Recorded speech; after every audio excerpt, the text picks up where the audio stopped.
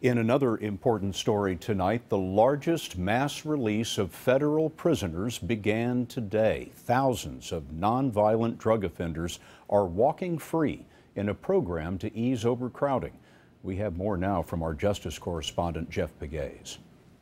This is about as far as I can go. After being in a halfway house and under home arrest for 5 months, 50-year-old Michael Higgins became a free man today. The former public school teacher served 10 years in federal prison for dealing meth and ecstasy. I was released 2 years early, and I am so grateful for that. He's one of some 6,000 federal inmates to be granted early release under a U.S. Sentencing Commission program.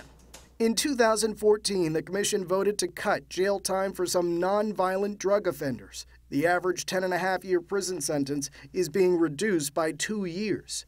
This program is part of a bipartisan effort to reduce the federal prison population, which has grown to more than 200,000 inmates. Also being addressed, evening out sentences for those caught with crack as opposed to powder cocaine, and loosening so-called mandatory minimum sentences.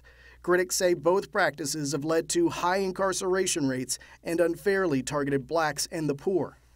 Kevin Ring represents Families Against Mandatory Minimums. Congress has decided over the last 30 years to spend billions of dollars locking up nonviolent, low-level offenders. So we've shifted our resources to locking up drug dealers and offenders who can be treated in other ways and with shorter sentences. But some sheriffs and police chiefs disagree, arguing that the mass release comes without a proper safety net for the former inmates. This is all going to be dropped into the lap of the American police. New York City Police Commissioner Bill Bratton.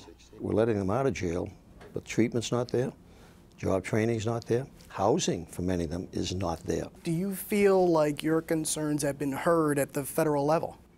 No.